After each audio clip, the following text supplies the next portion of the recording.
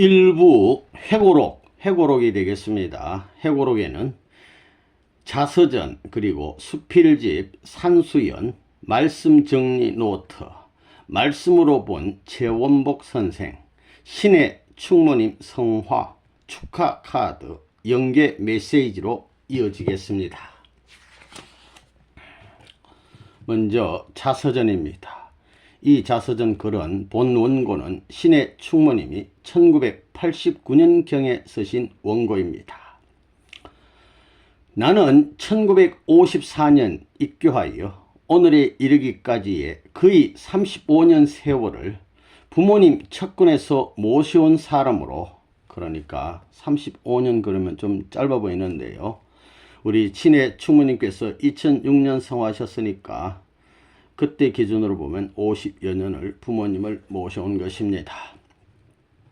지난 날들을 돌이켜보면 너무나 모진 핍박 속에 내적 외적으로 곡절이 많은 나날을 지내면서 사탄과의 극렬한 투쟁 속에 아슬아슬한 장면들이 하도 많았기 때문에 바로 어제일같이 기억 속에 생생한데, 한편 그때와 지금을 비교해 볼 때 실로 금석지감이 있어서, 옛날과 지금이 많은 차이가 있단 말입니다. 금석지감이 있어서 초창기 일들이 아득한 과거 한 세대 전 일인 듯 합니다.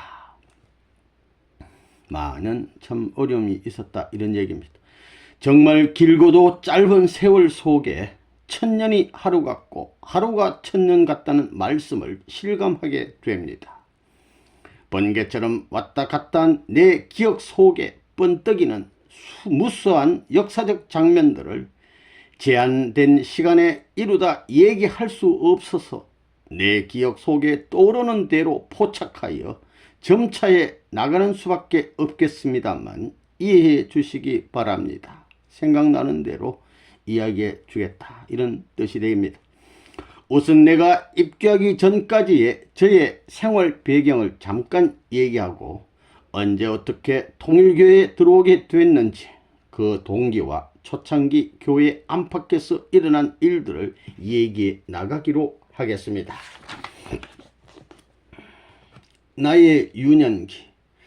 나는 1916년 지금의 판문점 바로 북쪽에 있는 개성이라는 곳에서 유복한 양반집의 외동딸로 태어났습니다. 부친 쪽은 유교이고 모친 쪽은 기독교를 배경으로 한 가정에서 태어난 나는 유교 가정의 봉건적이고 보수적인 것과 기독교 배경의 진보적이요 혁명적인 것을 합한 천성을 갖고 태어난 듯 싶었습니다.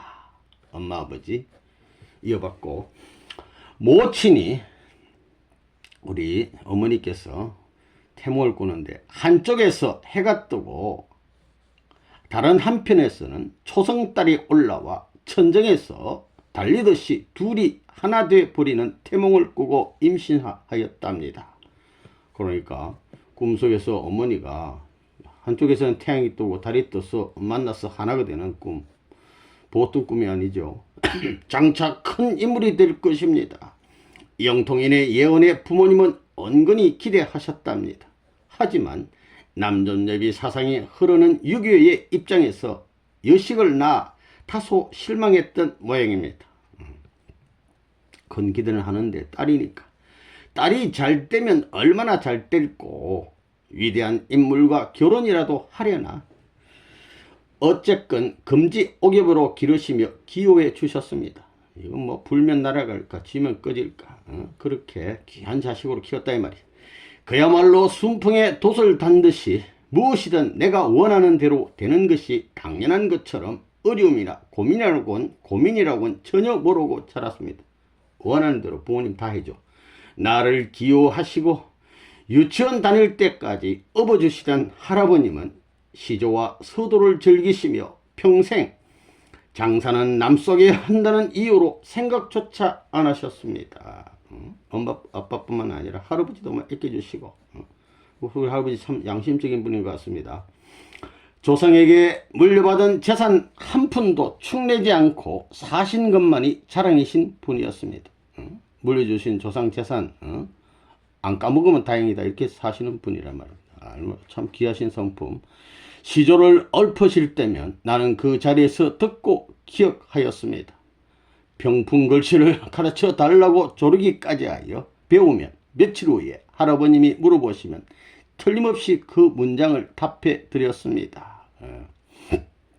기억력도 좋으시고 저 부모님이나 부모님이 가끔 농담 삼아 물었습니다.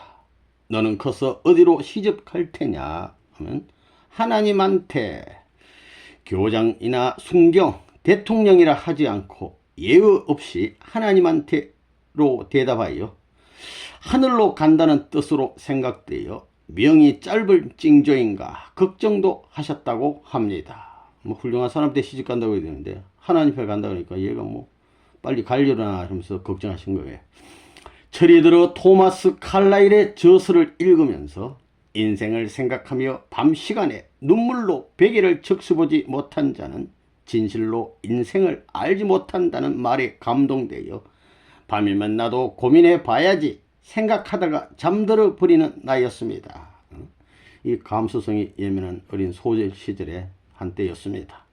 독일의 철학자 괴테도 눈물 젖은 빵을 먹어보지 못한다는 참다운 인생을 알지 못한다는 말도 있습니다. 그러나 어쩌나 숙면을 잘하는지 꿈도 별로 안 꾸니 꿈에도 고민이라고는 해본 적이 없었습니다. 어른 말씀을 잘 듣고 공부 잘하고 순진한 착한 아이라는 것이 나의 이렇게 나가는데 넘어가기 전에 이 사진을 보면 요분이 신의 충모님의 어린 시절 모습. 그러니까 어머님도 상당히 젊어 보이십니다. 엄마, 딸 아주 모녀지간에 아주 예쁜 사진이 있습니다. 나의 인상이고 그것이 제일인 줄 알았습니다. 양반집이라 저녁만 되면 양반집이니까 나돌지도 못하였습니다. 밤늦게 못하네요. 친구는 얼마든지 오게 했지만 내가 나가는 것은 허락되지 않았고 불가피할 경우에는 누굴 딸려서라 가능했습니다. 나가려면 누구한테 사람 붙여서 보내고 연애 편지를 받으면 죄진도 벌벌 떨며 떼어보지도 못하고 할아버님께 갖다 바치던 일. 어디서 이런 쌍놈이 함부로. 할아버님은 그 집에 시비하러 사람을 보내시려는 것을 나는 빌면서 간신히 말렸습니다. 어떤 놈이 이런 편지를 보냈나. 할아버지 참 대단한 참 성품을 가지십니다. 여기 보면 사진이 한 장 있는데요. 신의 충모님이 천자문을 필사한 겁니다. 글씨 너무너무 잘 쓰십니다. 또박또박 귀하게 아주 명필인 명필. 천자문을 그대로 쓰신 겁니다. 이 천자문의 귀한 내용을 할아버님한테 배우시고 이 귀한 뜻을 새기면서 크신 것 같습니다. 심한 뜻, 이 천자문 얼마나 심한 내용이 많습니까? 그걸 평생에 간직하고 사신 것 같습니다. 이 천자문 중에서 맨 마지막에 보면 부창부수란 말이 상당히 의미가 있어 보입니다. 우리 신의 충모님한테도 부창부수. 여학교 시절 이야기입니다. 학교에서는 전교 최우등을 하여도 자랑스러워하지 않았고 또 1등에도 뽐내질 않아. 또 몇 등 아래로 떨어져도 분해하지 않는 애였습니다. 이게 뭐냐면요. 승리자의 천품입니다. 넉넉함이야. 언제든지 1등 할 수도 있고 여유가 만만해. 자신이 만만하면서도 교만하지 않고 겸손하면서도 비굴하지 않았습니다. 교만한 자 앞에서는 도도하고 겸손한 사람 앞에서는 꼼짝 못하고 존경했습니다. 부자 앞에서는 인색하고 가난한 자에게는 후한 점이 있었습니다. 아주 귀한 성품. 하루는 할아버지 친구분이 늑수그레한 좀 늙어 보이는 하인을 우리 집으로 심부름을 보내서 왔습니다. 그 사람은 양반집 문 밖에서는 당연히 이렇게 나가는데 넘어가기 전에 이 사진 한 장 보고 갈 것 같으면 호수돈 여자 고등학교를 다니셨는데 제 13회 졸업사진이 되겠습니다. 1933년 여기 있네요. 제 원복 이렇게 글자가 있는데 안경을 쓰셨습니다. 공부를 상당히 많이 해서 그런지 몰라도 안경을 딱 쓰신 모습 학창시절 졸업사진 되겠습니다. 그 사람은 양반집 문 앞에서는 당연하다는 듯이 고개를 숙이고 두 손을 모은 채 마냥 밖엔 추운데 말이야 기다리고만 있었습니다.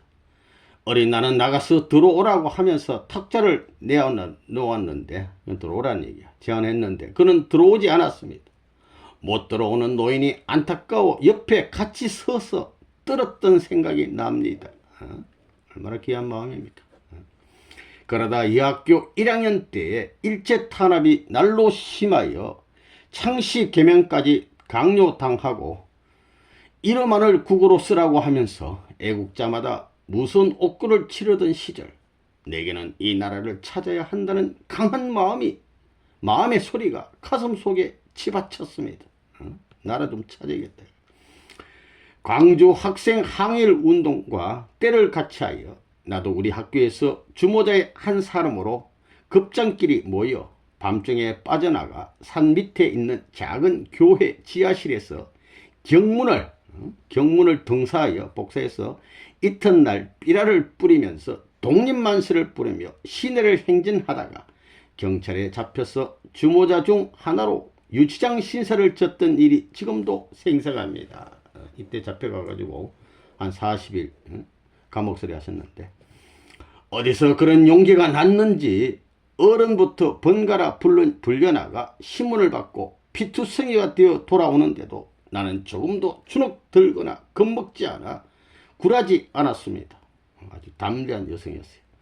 나는 나를 잘 아는 사람의 말을 빌면 수줍고 순진하고 어지러 빠진 애가 남이 억울한 일을 당하는 것을 보면 도도하게 나서서 한사코 옹호하는 정의파였습니다. 사귀는 친구라곤 왜 그런지 가난하거나 불행하고 고민이 있는 애들이어서 남부러운 것이 없이 공주처럼 위안받고 사랑받는 환경이면서 무엇 때문에 그런 애들만 사귀는지 모르겠다고 하였지만 화려하고 행복스러운 친구들에게는 나 아니라도 얼마든지 친구가 생기겠지만 이들에게는 내가 꼭 필요하고 내가 없으면 외롭고 불쌍하다는 생각 때문에 떨어질 수 없이 가까워지고 또 이런 애들에게는 뭔지 깊은 세계가 있는 것 같이 느껴졌던 것 같았습니다. 참 슬픈 애들 보면 많은 걸 생각하게 하잖아요. 그때 나는 정의로운 일은 하늘이 도와주신다는 것을 체험으로 깊이 느꼈고 학교에서도 벌을 받았으나 하늘의 표창을 받는 기분이었던 것을 기억합니다. 하늘의 표창, 감옥 가는 것도 훈장이야. 표창으로 생각했다는 겁니다. 아주 훌륭한 참 마음을 가졌습니다. 대학생 시절 졸업 후 미국 유학을 꿈꾸었으나 외동딸을 멀리 보내고 오래 못 볼 생각에 상상만 해도 눈물이 나시는 부모님에게 불효인 것 같아 해외 유학을 단념했습니다. 일제 탄압 하에서의 교육이 싫었으나 일제놈 밑에서 공부하는 거 싫어. 외국 유학만이 공부하는 길은 아니라 생각에 1933년에 이화여대 영문과를 택하였던 것입니다. 고향인 개성을 떠나 처음으로 기숙사 생활에서 자립을 배웠습니다. 맨날 엄마 아빠가 다 해줬는데 자립 좀 배우고 기숙사 내에 어떤 상급생이 따라다니며 자기 방에서 룸메이트로 지내자고 간청했습니다. 어렵지만 예의 바르게 사절하고 사감지시나 제비뽑기로 내 몫에 태인 사람을 내게 주어진 딱 제비 뽑힌 사람을 한다 이겁니다. 내 몫에 태인 십자가 이런 말 있잖아요. 내 몫에 태인 사람을 택하는 쪽으로 임했습니다. 기숙사 생활은 일주일에 한 번씩 내가 집으로 가거나 어머니가 오셔서 빨랫감을 가져가 정성껏 해다 주셨습니다. 이 학교 입학 때 300점 만점이라고 전례가 없는 일로 대서특별되어 방이 붙으니 모두들 누구냐고 수군거렸습니다. 입학할 때 300점 만점에 입학. 대단한 참 사건. 졸업반이던 막내 이모가 그 학교에 아마 졸업반이었던 거 다른 무슨 학교인지 모르지만 하여튼 졸업반이던 막내 이모가 자랑스러워 나를 찾아다녔으나 오히려 겸연쩍어 숨어버렸습니다. 또 재학 중에 전교에서 최우등, 전국 영어 웅변대회에서 1등상 수상으로 인해 교내가 칭찬하고 떠들썩하는 게 나에게는 괜스레 부끄럽고 멋쩍었습니다. 드디어 1937년 졸업식에서 우등상과 더불어 덕행이 높고 신앙이 돈독하여 지도력이 있는 학생에게 준다는 금일봉, 돈이죠. 금일봉을 겸한 모범상을 받게 되었습니다.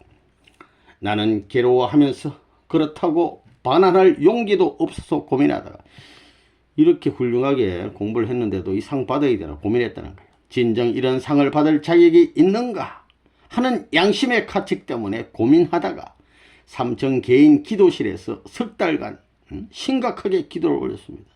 이 문제 가지고 또 석 달간이나 심각한 기도를 하고, 하나님이 계시거든 직접 저에게 나타나 지시해 주시옵소서, 아울러 내 갈 길을 밝혀 주시옵소서, 막 이런 기도를 또 하지. 상 받는 것도 뭐 참 양심의 가치를 느낄 정도로 이런 막 기도를 했다고 합니다. 요 사진을 볼 것 같으면 이화여대 영문과 일동 이렇게 됐는데, 영문과 학생들이 이렇게 함께 찍었는데 이분은 선생님 같아 보입니다. 요분도 좀 연세가 들어 보이고, 여기 뒤에 있는 학생이 학생 시절의 신의 충모님 되겠습니다. 하나님을 체험하지는 못했으나 세 번쯤 내 몸 어느 구석 안 닿는 곳 없이 뜨거운 기운이 나를 봉해버리는 것 같던 포옹을 느꼈습니다.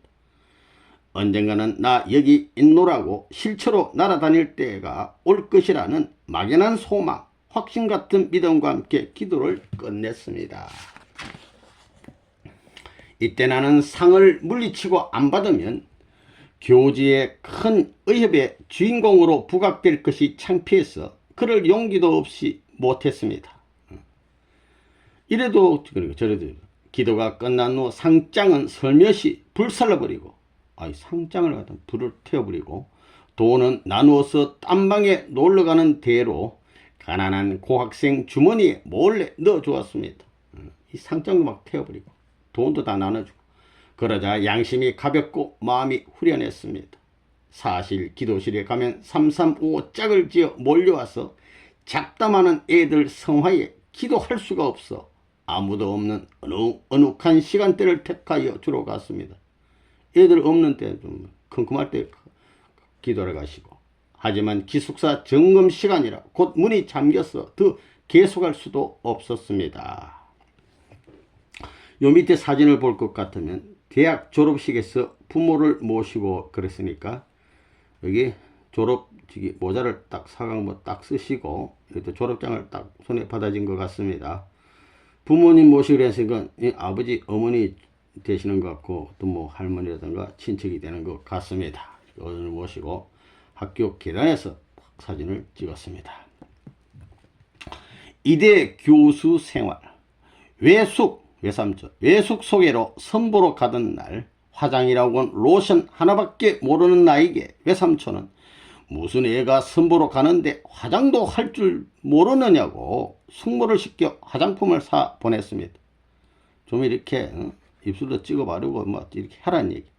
하지만 평생 살 수 있는 염분이라면 화장 안 한 진짜 얼굴을 더 많이 볼 터인데, 이들이 나를 좋아하는 사람이 아니라면 차라리 안 되는 것이 좋다는 생각으로 내 뜻을 관철시켰습니다. 로션만 딱 바르고 나간 거야. 화장품 안 썼어. 그런 사람이라면 안 되기를 바랐으나 결국 성사되었습니다. 어찌나 재촉하는지 그 해에 결혼하였습니다. 온 식구가 나를 여왕처럼 위해주는 환경에서 부자유를 모르고 학교를 계속 다녔습니다. 열심히 대학원 공부를 하면서 조교수가 되어 가르치는 동안 문교부에서 시학관이 나오면, 시학관이라는 것은 선생들이 학교 공부를 이렇게 시킬 때 잘하나 못하나 감독하는 사람인데, 나오면 지나가다 들여다보고 내 반에 들어와서 제일 오래 듣고 가는 등 칭찬받는 인기 조교수가 되었습니다. 교수 시절에도 시학관들이 늘 참 관심을 갖는 그런 유명한 조교수가 됐다 이 말입니다. 요 옆에 사진을 볼 것 같으면 이대 총장을 역임한 김옥길 교수와 함께라고 이렇게 사진을 찍었습니다. 뒤에는 김옥길 교수, 앞에가 신의 총무님 같습니다. 김한란 총장 바로 다음 총장이 되겠죠. 김옥길 교수.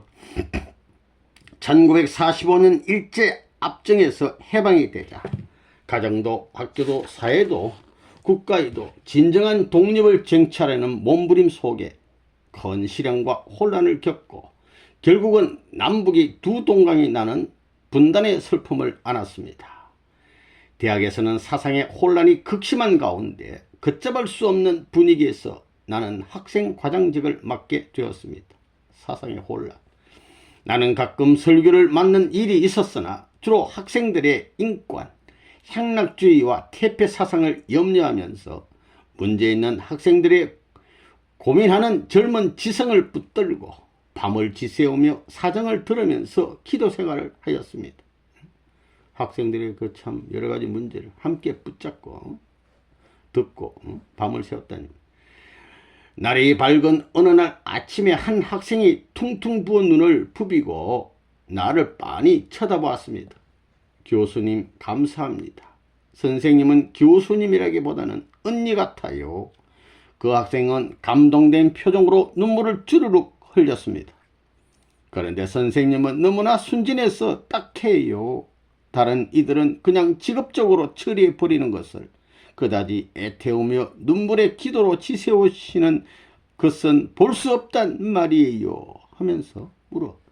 그렇게까지 안 하셔도 된다는 말투로 진정 어린 충고를 하는 제자를 바라보며 나는 기가 막혀 웃었습니다. 그도 멋쩍어서 웃으면서 나갔습니다. 감사합니다 하면서 나갔다는 거예요. 먼저 이 사진을 볼 것 같으면 미국을 유학하신 적이 있는데요. 그때 유학하고 하시다가 미국 유학에서 군용기, 이게 군 비행기 타고 귀국하신 모습 되겠습니다. 이 가운데 꽃다발을 들고 귀국하신 모습. 나는 제자 눈에서도 눈까지도 딱하도록 순에 빠진 선생이었고 부모에게도 그런 딸이었습니다. 1950년 미국 국무성 초청으로 도미하여 미시간 대학 언어연구원에서 대학원 코스로 언어학과 교수법을 전공하고 있을 때 한국 전쟁이 발발했습니다. 그러니까 돌아오신 거지. 가족들의 생사를 몰라 가슴 아리를 하며 버티는 동안 공산군은 남침하여 부산과 포항 지역만을 남길 정도였습니다. 이때 조국은 적화되는가 하여 하나님 앞에 저절로 무릎 꿇고 심각한 기도가 나오는데 이상하게도 가족은 제쳐놓고 내 나라 내 민족을 위하여 올리는 뜨거운 기도였습니다. 이때 처음으로 깊은 신앙의 경지를 맛보았습니다. 이었고 제1번 군용기로 귀국했을 때는 한국 산천은 여전하나 도처에 파괴된 거리마다에 스산한 냉기가 맴돌아 을신년스럽고 축 처진 어깨에 초점 잃은 주민들이 맥없이 배회하고 있었습니다. 전쟁 포화 속에 파괴된 민족의 참상. 그러나 하나님은 내 나라를 지켜주셨고 사랑하는 가족도 다친 곳 하나 없이 완전히 무사하였습니다. 일부 파괴된 내 집 문턱을 들어서자마자 마당에 무릎 꿇고 얼마나 뜨거운 감사의 기도를 올렸던가. 지금도 생각하면 세포까지 짜릿짜릿한 슬픔과 아픔이 채울됩니다. 이어서 일사후퇴로 부산에 피난살이 생이별로 못 만날 줄 알았던 모친을 만나 비로소 가슴 안 빗장이 벗겨졌습니다. 이대 바라크 가막사에서 학생들을 가르칠 때, 이 말은 무슨 말이냐면 부산 피난 시절에 그 가막사 이렇게 학교 건물 가막사 거기에서 임시 건물에서 학생들을 가르칠 때 나는 설교는 절대 거절하고 내 작은 양심을 지키고자 했습니다. 자기를 기만하고 하나님을 속이는 일은 못하겠노라고 다짐으로 성단 앞에는 서지 않았고 나라를 위하여 속지 않은 마음으로 나름대로의 기도 생활을 했습니다. 서울로 환도하여 궁정 같은 이화대학교 캠퍼스로 돌아와 부교수로 승진 임명되어 정열적으로 가르치면서 나를 잊고 학문에만 몰두해 있었습니다. 조교수에서 부교수로 또 진급하시고 통일교회 입교 1954년 역사적인 민족의 상처를 어루만지며 또 하나의 새해가 밝았습니다. 무슨 반간 약속을 느끼듯이 왠지 들뜨고 기쁜 해였습니다. 학기가 시작되어 의학과, 약학과, 영어 영문학과, 법학과, 종교학과 등에서 머리 좋고 똑똑한 학생들이 어느 이단 교회에 속속 빠져들어가고 있다는 난데없는 소문이 자자하게 들려왔습니다. 김환란 총장은 종교사회사업과 과장인 김영운 교수와 법정대 학생과장이었던 본인을 그 교회의 전우, 한 사람 앞에 보내고 또 뒤에 또 보내고 전우하여 보내면서 김영운 교수는 이론적으로 본인은 생활면에서 그 사이비 종교가 이단임을 가려서 지적하고 학생들을 구해내라는 부탁을 했습니다. 얼마 후 둘 다 교회에 입교하게 되니 김 총장은 슬픈 표정으로 한탄했습니다. 9호선까지 침몰했구나. 9호선이 침몰해버렸어. 그녀는 간곡히 통일교회를 버리기를 권고하다가 이었고 양자택일이라는 미명하에 최후 통첩을 보내왔습니다. 학교에 있으려거든 그 교회를 끊고 교회에 나가려거든 학교는 그만두라. 우리가 옳다고 생각하고 생명시하는 교회를 버리는 것은 더욱이 박해받는 초창기에는 도저히 있을 수 없다는 결연한 의지로 교수 5명과 학생 14명은 마치 하늘의 표창을 받는 기분으로 학교를 버리고 교회를 택했습니다. 퇴직돼도 좋다는 얘기예요. 이 사진을 볼 것 같으면 여기가 뭐냐면요, 청파동 전 본부 교회가 되겠습니다. 이렇게 계단이 있고 여기 이제 교회가 있는데요. 참 아버님 모시고 청파동 교회에서 퇴학당한 제자들과 맨 좌측에 신무진 씨, 요분이 신의 충모님이고 요분이 김영운 교수님 되시고 아버님 뒤에 딱 계시고 모자 쓰시고 요 귀한 우리 학생들, 당시 학생들이 되겠습니다. 학교를 버리고 교회를 택했습니다. 퇴학당해도 좋아. 나라가 헌법에 종교의 자유를 보장하고 있는데, 그리고 학교에는 무신론자도 있고 무당의 딸도 다니는데 통일교회 많은 이단이라 하여 용납하지 않는 것은 말이 안 된다. 미션 스쿨이 그들의 교리로 영적 양식이 되어 길렀다면 왜 이런 일이 있었겠는가. 오히려 그들의 종교 교육에 실패를 뉘우치고 자인하는 게 옳다는 등 일부 신문 잡지가 떠들고 학부형들이 편들어 주었으나 언론이나 미디어 학부형도 두 표로 갈라졌습니다. 결국 우리 교수들은 퇴학당한 학생들을 간신히 몇 학교에 전학시키고 교수들은 교회에 헌신하는 길을 택했습니다. 다음은 입교 후 오늘에 이르기까지 내가 직접 보고 듣고 체험하면서 느낀 것 중에서 가장 인상적이고 잊혀지지 않는 것들을 그때 그 장면에 담아서 상기하고 재현하듯 점철해 나가렵니다. 내 기억 속에서 잊혀지거나 흩어지지 않게 하기 위하여 진주알처럼 알알이 꿰어 장면마다 그 배경이 되는 벽에다 걸어서 역사적인 유물로 장식하는 기분을 가지고 적어 나가려 합니다. 이렇게 쓰셨어요. 먼저 요 사진 하나 볼 것 같으면 1955년 단기 4288년 5월 23일 한국일보 신문인데요. 사설입니다. 신앙의 이유로 퇴학을 시킬 것인가. 처음에는 이렇게 좀 논조가 좋았는데 나중에 이제 점점 변해나갔죠. 북학동 세대문집 청전동, 이 서울의 청전동은 참 아버님께서 서울에 오시어 첫 번째 계시던 곳이라니까 답사만 했을 뿐입니다. 사실 1953년 교회가 서울서 정식으로 시작한 것은 청진동, 어느 집 한 방을 방 하나 빌려서 식구를 만나려 간 것이 시초라고 할 수 있습니다. 강의 들으려고 내가 처음 갔던 곳은 북학동에 쓰러져가는 오막살이였습니다. 오막살이.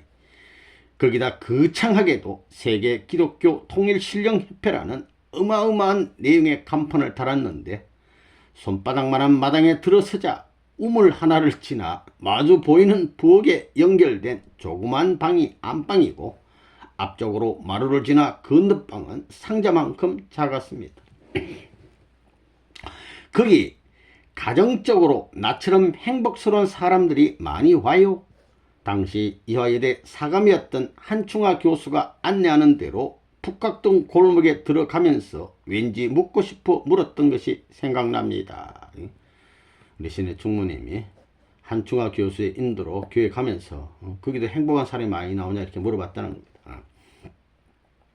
대문을 3번 지나기에 세대문집으로 불렸는데 어찌나 그 문이 얕은지 키 큰 자는 고개 들고 들어가려면 머리를 찌을 지경이었습니다.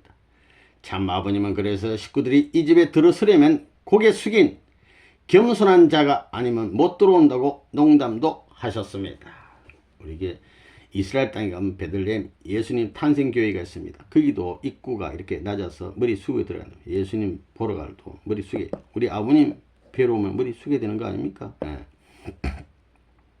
안내를 받고 들어선 안방이라는 것이 죽어서 들어가는 관보다는 크다는 느낌이 있을 뿐 숨막히게 작은 방에 대6이 앉아서 꽉 차는 방에 강의하는 선생이 떡 들어 누운 채 강의하는 양반이 들어 누워있어 팔꿈치를 개이고 어두침침한 방에서 말씀을 하고 계셨습니다. 방도 또 어두침침해. 왜 그런지 온몸이 뜨거운 것을 느껴. 그렇지만은 몸이 막 뜨거워지고 화끈 달아오르고 가슴이 메어지는 것 같은 아픔을 느꼈습니다. 방은 청년들의 눈빛으로 밝고 눈빛으로 막 밝아 강사 초대협회장 이호연 우리 협회장님의 준수한 모습과 번쩍이는 시선은 눈부신 조명등과 같았습니다. 컴컴한데 막 눈빛이 바짝바짝. 칠판조차 없는 방 안에서 카드놀이 하듯이 칠판도 없어. 작게 자른 종이 조각에 아담, 해와 천사장이라고 써서 천사장이 해와를 타락시켜가지고 드디어 해와가 아담에게 막 이런 얘기를 하면서 1이 2를 덮쳐서 타락시키고 2가 3을 하는 식으로 카드를 겹쳐가면서 따먹었다는 표현을 하였습니다. 모두들 몰두한 듯 완전히 도치경에서 듣고 있었습니다. 말씀이 완전히 심취해. 물들인 군복 입은 청년. 강의가 어느 정도 한 매듭 짓고 간정을 하거나 성가를 부를 때 난데없이 얼룩얼룩 물들인 군복 입은 청년이 들어와 강사 뒤에 말없이 꿇어앉았습니다. 언뜻 보면 누구나 강사님이 제1인자요. 그 청년은 여러모로 제2인자나 아니면 조수처럼 볼 수 있을 분위기였습니다. 그런데 왜 그런지 내 눈에는 그분의 머리 뒤에 성자의 후광 같은 빛덩어리가 그분의 윤곽을 돋보이게 하는 듯 하면서 어디서 본 분 같다는 느낌이 들었습니다.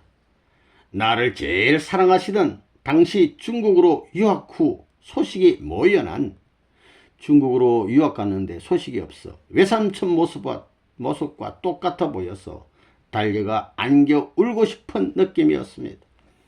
이것이 참 아버님을 처음 뵌 날의 느낌이었습니다. 만난 외삼촌같이 안겨가서 울고 싶어. 며칠 후에 된 일인데 강의 후에 참 아버님이 마루에 나가서 예배 보자고 하시며 나가심으로 모두 나가서 참 아버님 중심으로 예배를 드렸습니다. 동산의 노래를 부르는데 왜 그리 눈물이 나든지 손수건을 다 적시고 목도리까지 쥐어 짜도록 눈물로 범벅이 되어 흐느껴 울었습니다. 참 아버님이 기도하실 때는 사뭇 엉엉 울며 통곡하는데 온몸이 불덩이 같았습니다. 사도행전 2장에 보면 오순절의 방언의 역사였듯이 성령의 역사 그런 현장이었습니다.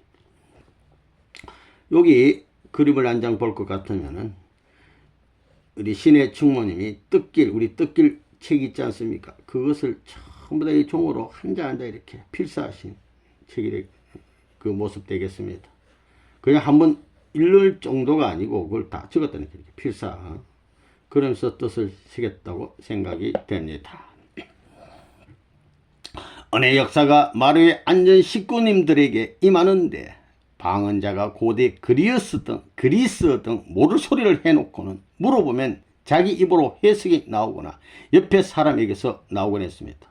방언을 하면 또 통역도 해야지 진짜야. 그 후 참 아버님이 옥중에 들어가실 때에 나를 보고 참 아버님의 일기를 뜯어서 불태우라 하셔서 정리하는 가운데 그 날짜에 내 이름이 나오기에 읽어본 적 최원복씨 신령역사가 있었는데 딱땅땅 이렇게 등이 적혀 있는 것을 보관하고 싶었으나 불태우라고 그랬으니까 분무대로 태워버렸습니다. 그 신령역사한 것을 아버님은 다 기억하고 이렇게 메모까지 해 두셨다는 얘기입니다. 그 무렵 양윤영 선생 댁에서 저녁 집회 시에 성령역사가 많았습니다. 안 선생이 무릎을 꿇은 채, 안 선생은 안창선 강사님 같기도 하고 질질이 뛰면서 눈물 흘리던 광경, 김영원 선생의 병이 감쪽같이 나은 얘기, 우리 아버님 말씀 듣고 막 성령을 체험하면 병이 다 나버려. 이와 여대에서 퇴학당한 학생들의 진동 역사 아니면 방언이나 예언, 은사를 받기도 하고 기도로 물어보면 일문일답 받는 경우가 많았습니다. 놀라운 신령의 역사. 성령 역사로 시험 극복. 저도 한번 영통해 보고 싶어요. 한 번은 내가 참 아버님께 여쭤봤습니다. 이제 형은 직감으로 가르쳐 주시는데 참 아버님은 미소 지으셨습니다. 그 후 밤마다 꿈의 연속인데 의미를 해득하지 못하면 연사흘 똑같은 꿈을 꾸기도 했습니다. 꿈으로 많이 보여주시고 그 중에서도 특이한 것은 한동안 날마다 내 자신이 발가벗고 맑은 물에 씻고 씻는 꿈이었습니다. 산천이 아름다운 계곡의 바위 틈에 수정처럼 맑은 물이 고여있는 겨울에서 때로는 창자까지 꺼내서 씻고 헹구어 집어넣기를 몇 번인가. 아니 몸속에 있는 창자를 막 꺼내가지고 꿈속에서 씻어가서 다 또 집어넣고 안팎으로 영육간에 내 자신을 밝히는 의식이었습니다. 말씀으로 듣고 또 뭐 육신으로 또 씻고 나와서 옷을 입으려니 새 옷을 벗어놓은 셈인데 너무도 더러워 다시는 입고 싶지 않아 벗은 채로 부끄러운 줄 모르고 천진난만한 아이처럼 뛰어다녔습니다. 옷이 너무 더러워서 못 입겠다. 방금 벗어놓은 옷을. 그때 참 아버님이 흰 소를 타고 오셔서 안팎으로 눈같이 흰 옷 한 벌을 주셔서 받아서 입었습니다. 안팎이 흰 옷. 성경 맞는 세마포 흰 옷 같은 그런 옷을 입고 왔는데 참 아버님이 흰 말도 아니고 흰 소를 타고 오셨다고 하네요. 꿈속에. 아마 성약 완성 시대는 상징하는 흰소가 아니었나라고 생각도 됩니다. 당시 성별 생활을 했습니다. 말씀 듣고 이제 성별 생활을 하는데 기도하려고 한시도 딴방에서는 못 가게 하는 그였으니 남편과 사이가 얼마나 좋은지 옆방에 못 가. 극히 어려웠습니다. 잠자리에서 남편이 가까이 오면 옆방에 잠자던 둘째 아들이 갑자기 울면서 우리 방으로 뛰어와 소란을 피웠습니다. 아빠 무서워. 새까만 놈이 우리를 죽이려고 왔다가 저 창으로 도망갔어요. 막 그러니까 이 분위기가 깨져버리잖아. 그래서 위기를 모면하고 자식을 데리고 잘 수 있었고 또 연극을 해서 간신히 고비를 넘겼습니다. 하여튼 뭐 어쩌고저쩌고 이렇게 속여서 넘어갔다는 얘기. 여기 사진을 볼 것 같으면 참 아버님을 모시고 이대 태학생들과 함께 백운대에서 그래서 백운대 정상에 올라가서 아버님 모시고 옆에 시민의 충모님 있고 이 분들은 주로 30인 가정 부인들 되시는 귀한 우리 따님들이 어머니 용사들이 다 있습니다.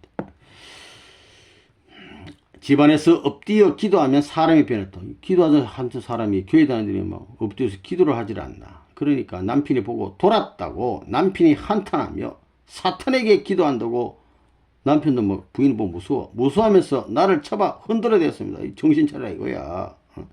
그 바람에 천정을 쳐다보면서 뜬 눈으로 기도하게 하였어요. 눈 감고 기도 못해. 눈 뜨고 하늘 보면서 기도하고 장인 장모를 모시고 살았기에 그는 부모에게 애원하며 자기는 차남이라 깍듯이 아들 노릇을 계속할 터이니 제발 나를 돌이켜 달라고 가슴을 치며 하소연하였습니다. 이 남편분 상당히 훌륭하신 분인데 참 이렇게 안타까운 일이 됐습니다. 장인 장모를 잘 모시는 이런 분 어디 있어요? 그때 몽시받은 내용이 많았습니다. 참 아버님께 보고 드리면 자상하게 해몽해 주시곤 하셨습니다. 예를 들면 남이 날렸던 크고 멋진 년이 전선줄에 걸려 있는 걸 손쉽게 걷어내어 내 것으로 삼은 꿈은 은혜를 놓치고 떨어져 나간 식구가 닦아놓은 공을 몽땅 거두어받는 내용이라고 해석해 주셨습니다.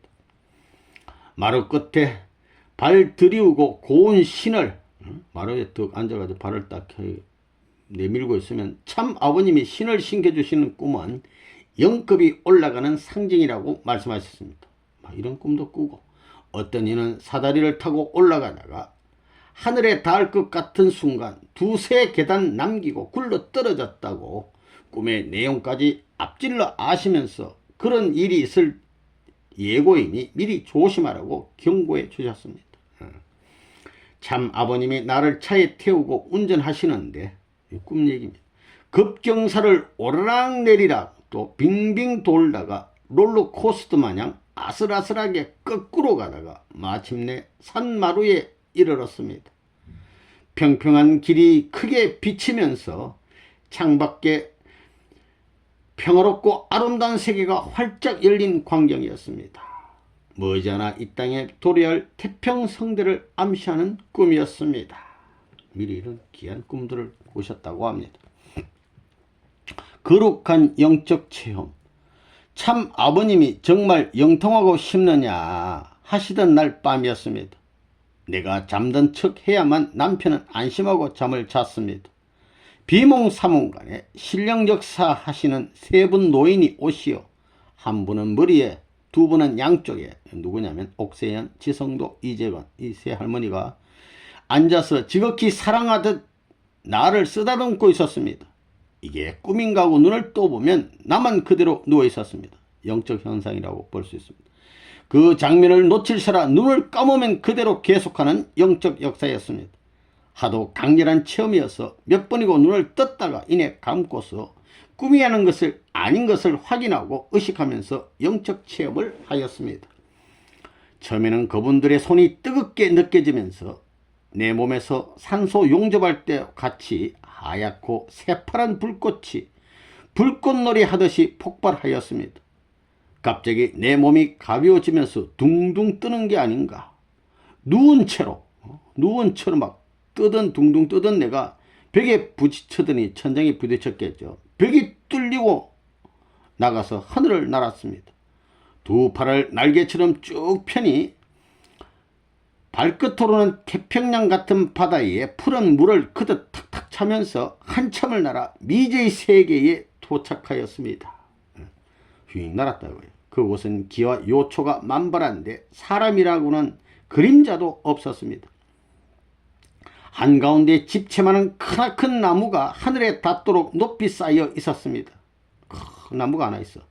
그 거목의 잔뿌리들이 일정한 거리까지 자라서 새 나무들이 같은 키로 자라면서 황금 같은 열주랑을 이루고 있었습니다. 온갖 하초가 만발한 숲속에는 모두가 흰색이야. 흰색으로 동물들이 쌍쌍으로 놀고 있었단 말이에요. 토끼도 닭도 말도 소도 호랑이도 사자도 쥐도 쥐까지 덩실덩실 웃는 듯이 서로 희롱하며 놀고 있었습니다. 나도 모르게 하늘을 향해서 탄성을 내질렀습니다. 여기 어디야요? 난데없이 참 아버님이 나타나서 내 손을 붙잡고 구경시켜 주셨습니다. 여기가 새나라 지상천국 이상세계이다. 나무 꼭대기를 보니까 목련 같은 꽃이 한 아름만하게 활짝 피어 있었습니다. 그 나무 꼭대기에 꽃이 하나 폈는데 저게 무슨 꽃이에요? 그러니까 아버님께서 완성 인간을 상징하는 꽃이다. 그럼 참 아버님이시군요. 그러니까 참 아버님은 웃으면서 고개를 끄덕이셨습니다. 가만히 살펴보니 그 맞은편에 꽃봉오리가 하나 숨은 듯 매달려 있었습니다. 이건 아직 꽃이 안 폈어. 저것은 누구를 상징하나요? 앞으로의 올 신부를 상징한다. 참 아버님은 나를 데리고 바닷가로 가시어 내가 두고 온 세계를 보여주셨습니다. 사진 한 장 먼저 볼 것 같으면 우리 충무님 사진이 예쁘게 이렇게 있습니다. 완성한 것은 우리 아버님, 피지 않는 것은 아주 어리고 원리도 연계도 아직 잘 모르는 우리 어머님 그 모습을 상징했다고 볼 수가 있겠습니다. 천국인 줄 알고 행복스레 살아온 그 세계가 어쩌면 그렇게 더럽고 어둡고 무서운지 전기 줄만한 거미줄이 잔뜩 쳐 있는데, 거미줄이 막 전기줄 같이 그런 게 막 쳐 있는데 괴물 같은 거미 등 곤충들이 서로 물어뜯고 있었습니다. 뒷면에는 사람 같기도 하고 짐승 같은 이들이 우글우글 모여 치고받고 싸워서 유혈이 낭자한 모습이었습니다. 이 세상 모습을 보여주는데 이렇단 말입니다. 다시는 돌아가고 싶지 않은 세계였습니다. 그 세계를 완전히 잊고 살리라 생각하면서 깨어났습니다. 양윤영 선생 댁에서 참 아버님의 말씀을 듣는데 참 아버님이 움직이시는 대로 방 전체가 움직였습니다. 지진이 난 것처럼 모든 방 안의 가재 도구가 흔들거렸습니다. 자세히 보니 천정에 매달린 전동도 그네 뛰듯 움직였습니다. 집에 와서 생각하니 참 아버님이 움직이는 대로 하시는 일에 따라 세상이 움직인다는 것을 보여주신 것으로 받아들여졌습니다. 이거 참 비몽사몽간의 환상의 현상 아니겠냐 생각됩니다. 첫 단계에 참 아버님은 서울 인근의 산 정상은 안 가보신 데가 없었습니다. 지방에 강원도 설악산, 지리산, 계룡산 등은 예전에 다 답사하신 모양입니다. 전국 대부분의 사찰도 마찬가지입니다. 한 번은 삼각산에 기도하러 가자고 하셨습니다. 몇 사람 지명하신 대로 나도 쫓아나가는데 뒤에서 식구님 한 분이 형사 요즘 매일 밖에서 진을 치고 지키니 나가시지 않도록 당부하는 것이었습니다. 우리 선생님, 우리 아버님 체포하려고. 그래서 빨리 뛰어나가 선생님을 불렀으나 벌써 골목을 돌아가셨는지 보이지도 않았습니다. 불이 나게 쫓아갔더니 아무 일 없이 빠져나가게 된 것 같았습니다. 이상하여 아마 형사들이 기다리다 가버렸나 발걸음을 멈췄습니다. 순간 서너 명 형사들이 우리가 갈 길의 반대쪽을 향해서 바람을 피하면서 담뱃불을 붙이느라 정신없는 모습이 눈에 띄었습니다. 이런 것도 순간적으로 일어나는 영적 역사임을 알 수 있었습니다. 이런 일은 서dem은 형무소에 가신 후에도 일어났습니다. 면회를 가도 간수가 우리 대화를 유심히 듣고 기록하니 하고 싶은 중요한 말씀을 못하셨습니다. 법정에 재판을 받으러 나오시느라 구내에서 버스에서 내리시는 어느 날이었습니다. 참 아버님은 사슬에 묶인 채 할 얘기가 있다는 다급한 눈빛이 거기 벽에 기대어 있는 내 눈과 마주쳤습니다. 눈과 눈을 맞췄는데 할 얘기가 있다는 걸 느낀 거예요. 그러나 다른 죄수들이 내리기를 기다리고 있는 데다 간수도 우리 쪽을 보고 있으니 불가항력이었습니다. 그러다가 나 있는 곳을 약간 지나는 곳에 있는 동료를 부르느라고 간수가 나를 지나쳐 가는 순간 참 아버님은 슬금슬금 사슬의 길이를 의식하시며 내게로 번개같이 와서 중요한 몇 마디를 기뜸하고 가셨습니다. 이것도 영적 역사라고밖에 볼 수 없는 예입니다. 하나님께서 연계해서 영적으로 많은 역사를 하신 것 같습니다. 흥인동 교회, 서울 운동장 뒷골목에 있는 흥인동 교회는 약간 넓었습니다. 장충동 교회에서 툭 튀셨으니 이때쯤부터 많이 술렁이던 때였습니다. 며칠째 새벽부터 형사가 문을 걷어차고 들어와도 마침 안 계시곤 하니 며칠 뜸을 들이며 있을 만한 때에 찾아왔습니다. 어느 날 새벽 4시쯤, 새벽 4시 컴컴한데 형사가 들이닥쳤습니다. 우리는 모두 끝났구나 하고 떨고 있는데 대문 닫힌 채로 참 아버님은 뒷마당 샌문으로 나가셨는지 하여튼 모르겠는데 이미 안 계신 거 아닌가. 그날따라 나중에 가끔 가시는 남산 약수터에 찾아가 보았으나 점심때까지 안 보여 영통하는 식구가 기도하여 다음 골짜기 나무 밑에서 기도하고 계신 참 아버님을 모시고 내려왔습니다. 기도하는 식구들은 어려울 때마다 정확히 지시하시는 하늘의 전령이었습니다. 아버님 어디 가신지 모르면 식구들이 기도하면 그 기도하는 식구들을 통해서 또 이렇게 아버님 찾아 모시고, 당시 참 아버님의 인상은 대체로 자연인이요 자유인이셨습니다. 사사로운 데서 혼자 하실 수 있는 일이면 어디서 누가 있든지 하실 수 있는 분이셨습니다. 아무리 핍박이 혼란이 있어서 아버님은 당당하신 분이에요. 국회의원이 왔다고 모두 대단히 여기는데, 산기도에서 내려와 더러운 발을 방에서 씻고 계시던 그대로 눈으로 아는 체 하시고는 그대로 본체만 제 발을 씻으면서 코도 후벼 옷에 손을 문지르셨습니다. 이럴 때 이런 일로 상처받고 안 나오는 자는 지금 들어왔자 별 수 없고 나중에 결국 상처받고 나가서 반대나 할 자라고 아신 것입니다. 그는 꾸준히 기다리며 귀한 말씀을 많이 듣고 갔고, 그 후 외국 대사로 전전하며 우리 뜻과 연결된 찬조 회원격이 되었습니다. 우리를 돕는 사람이 되었어. 한 번은 계룡산 국사병에서 수년간 돌을 닦다가 하늘의 지시를 받고 내려온 도인 3인이 두루마기에 갓쓴 모습으로 찾아왔습니다. 참 아버님께 나란히 절하고 참 아버님의 주위를 세 바퀴 돌면서 불교 노래를 성가같이 엎조리다가 앉아서 기도하는 듯 조용하더니 한 사람이 엄숙한 음성으로 외쳤습니다. 하늘에서 선생님께 창세거사라는 호를 주십니다 하던 일, 세상을 지으시고 거기 계신 주인이라는 뜻이라고 해석됩니다. 그러니까 하나님의 실체라는 의미입니다. 참 아버님은 밥상이 들어오면 나가려는 나를 붙드시고 잡수시면서 영적인 양식이 되는 깊은 말씀을 주시면서 식사하시면서도 우리 신의 주님께 말씀을 막 주고 같이 먹자 하셨지만 극구 사양했습니다. 그날 밤 꿈에 참 아버님은 손수 밥을 떠서 먹여주시며 상을 물리고 갓난 아기로 변한 나를 포옹해 주셨습니다. 꿈속에서는 본인이 또 아기로 변해 아버님이 이렇게 안아주시는 모습. 참 아버님의 입간무, 감옥에 들어가신 후에 교회로 모시고 온 나의 모친도 일문일답 진동적사를 하는 신령적사 중에 참 아버님이 안아서 들려 올려주신 체험을 하셨답니다. 유화숙 여사님 되겠습니다. 지리산에서 돌을 닦던 사람도 찾아왔습니다.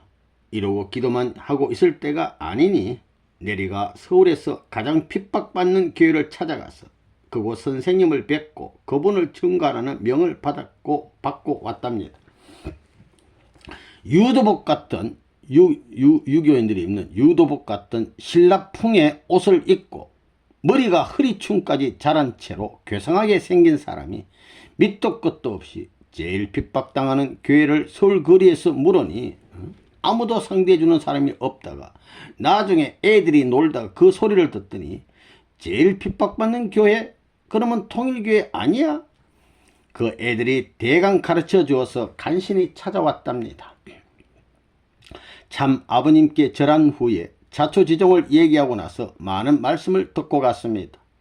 나중에 들리는 소문이 어느 경찰서에 가서 들어서자마자 통일교를 핍박하면 자손이 3대까지 망한다고 큰소리 치다가 미친놈이라고 유치장 신세를 지다가 풀려났답니다.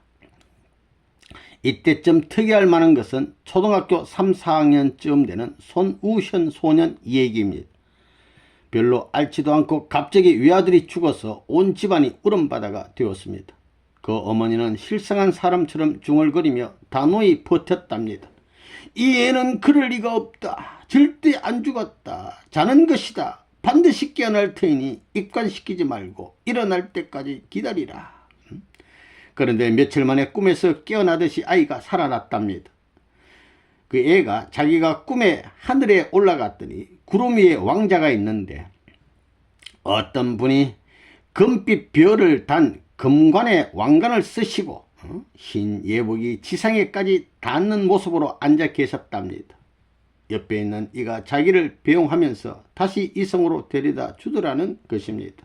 연계에 가서 본 모습을 했는데 우리 참 아버님 왕관 쓰시는 그 모습 아닙니까? 그걸 보고 온 것 같습니다.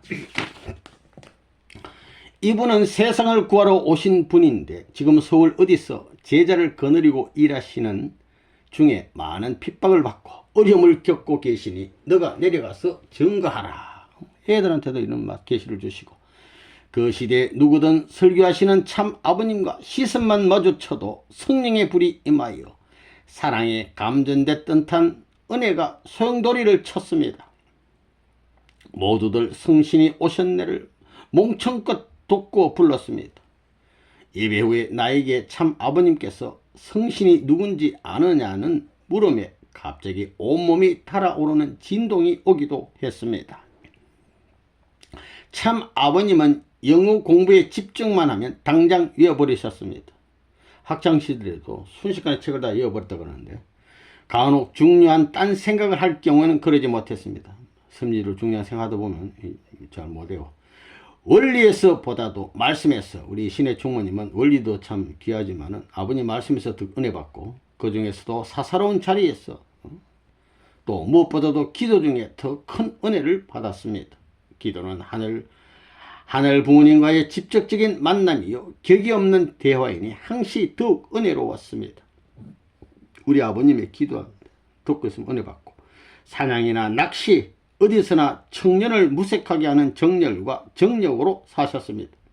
언젠가 귀경길에 지방에 갔다가 이제 서울로 돌아오는데 차 타고 성균씨가 운전하는 747 지프가 나무에 탁 받아가지고 바퀴가 빠져 앞으로 달아나는 대형 사고를 당했습니다. 다행히 노루 한 마리를 차 앞에 실어서 그만했지만 충격이 완화돼서 앞에 앉으신 참 아버님은 다리 정강이 뼈까지 드러나는 부상을 당하셨습니다. 살이 쫙 찢어져가지고 뼈가 드러나 빨간 속살이 갈라져 입술이 부러져 이빨이 드러난 듯한 뼈. 얼마나 아프겠어요. 선열이 마구 흐르는 것을 손으로 누르시고 솜을 찾아 불을 붙이라 하시더니 그것으로 남의 살 하시듯이 상처를 지지고 또 지져 까맣게 타게 소독하여 덧나지 않게 하고 그대로 왔습니다. 우리 아버님 무슨 분입니다. 삼국지에 보면 관우가 도가살을 맞고 뼈를 긁은 하타가 긁어낸 적이 있는데요. 우리 아버님은 더 무슨 분 같습니다. 불로 막 찢어가지고 소독했다 하셨습니다. 그 몸서리치는 아픔을 무슨 인도로 참으시며 당황하지 않고 침착하게 치료하신 것입니다. 감옥에 가서 매 맞아가서 기절할 때까지도 당당하신 아버님. 곰 사냥을 할 때도 몰입고 나는 식구들이 무색하게 내달렸습니다. 캄캄한데도 다시 오르시는 참 아버님에게 쫓기다 질린 곰이 바위처럼 납작 엎드려 있었답니다. 모래하는 상길에게 참 아버님께서 물었습니다. 있느냐? 바위밖에 없습니다. 그 장면을 생각하며 일행들은 사냥터에서 돌아와 실패한 얘기로 꽃피우며 웃음바다가 한바탕 벌어지곤 했습니다. 다음 장충동 교회 얘기입니다. 장충체육관 근처 2층집으로 이사온 장충동 교회에서 참 아버님께서는 옥중에 들어가셨습니다. 전화하여 김원필, 유효원, 유효영, 유효민 제시도 투옥되었습니다. 하늘이 보호하고 지켜주시는 분이 왜냐고 하겠지만 생명을 빼앗지는 못하는 민주시대에서 어느 만큼 올라와 매듭진 터전 위에 식구들이 배반하거나 전멸하지 않고 오히려 불붙여 서로 돕고 기도하며 더욱 전도 잘 될 것도 아신 단계에서 미리 아시고 옥중살이를 각오하시고 준비하신 것입니다. 예수님처럼 십자가 이상의 고난을 되도록 피해 오셨습니다. 예수님도 피하실 만큼 피할 수 있었으나 사탄이 노리는 것은 주님의 생명뿐이니 사탄이 노리는 것은 오직 주님 생명이에요. 제자들이 망하지 않고 고난을 딛고 나갈 수 있을 만한 데까지 올 때를 기다려 체념하시고 자신을 내주시어 기독교가 더 불붙어 세계적으로 영적 구원의 터전을 이루도록 십자가에 달리신 것입니다. 우리 예수님이. 그러기에 사탄은 너가 하나님의 아들이거든 십자가에서 내려와 너 자신을 구하라고 조롱한 것입니다. 참 아버님의 경우도 그렇습니다. 가끔 옥중살이를 하던 때가 오히려 그리워진다고 말씀하셨습니다. 하나님과 더 가까이 의논하시고 심정을 주고받을 수 있었기 때문일 것입니다. 예수님이 따르려 하는 자에게 여우도 굴이 있고 공중에 새도 깃들 곳이 있으나 인자는 머리 둘 곳이 없느라고 따돌리셨으나 꼭 필요한 제자를 얻기 위하여 베드로, 요한, 야고보에게는 나를 따르라고 했습니다. 아버지가 죽었으니 장사나 치르고 곧 따르겠다는데도 죽은 자는 죽은 자끼리 장세 지내게 하면 된다고 하시면서 다급하게 재촉하며 곧 따르도록 하셨습니다. 참 아버님께서도 초창기에는 한 사람을 100명의 가치로 사랑하셨지만 사실은 1000명을 이룰 수 있는 실력자를 간절히 원하셨습니다. 따르는 자들에게 곧장 말씀하셨습니다. 여기가 어디인 줄 알고 왔어. 힘들어 못 가는 길이야. 도중에 쓰러지지 말고 보따리에 싸가지고 나가라니까. 이 무렵 바로 선생님 투옥 전에 성진씨가, 문성진님과 모친이 아버님을 경찰에 고발하고 투옥할 것을 음모하고 있다는 것을 알았습니다. 그녀는 참 아버님이 환난을 겪고 나야 자기에게 돌아오리라고 생각한 것입니다. 우리 성진이 어머니께서는 이렇게 막 힘들게 하면 아버님이 자기에게 돌아오리라 생각하고 이런 일을 막 벌였는데 7살 소년으로 해질 무렵 장충동교회로 찾아와 아버지께 고했으나 아버지, 엄마가 이런 일을 벌여야 하고 가르쳐준 거예요. 참 아버님은 이미 결심하신 후인지라 오히려 그를 위로하며 진정시켰습니다. 우리 효자 성진님, 그는 식구들과 함께 살았습니다. 식구들은 밤낮 없이 철야기도와 금식기도를 하면서 전도활동을 했습니다. 그가 교회에 들어온 후 많은 식구가 불었습니다. 우리 귀하신 문성진님, 청파동 교회입니다. 7월 4일 투옥되신 참 아버님은 무죄 판결로 10월 4일에 추록하셨습니다. 나오시는 선생님을 셋집에 모실 수는 없었습니다. 핍박 가운데 집에서는 교통비조차 얻어설 수 없는 식구들은 기도 가운데 좋은 생각을 짜내가지고 어떻게 좀 돈을 벌기도 하고 꾸기도 하여 있는 거 몽땅 틀어 모아서 청파동 언덕에 자리한 단독주택을 구입했습니다. 그게 전범무게예요. 옥에서 나오시자 곧바로 우리 교회 건물로 모신 것입니다. 청파동 교회는 처음으로 마련한 참 아버님의 집이고 우리의 전당이었습니다. 여기서 얼마나 많은 중요한 역사가 벌어졌던가.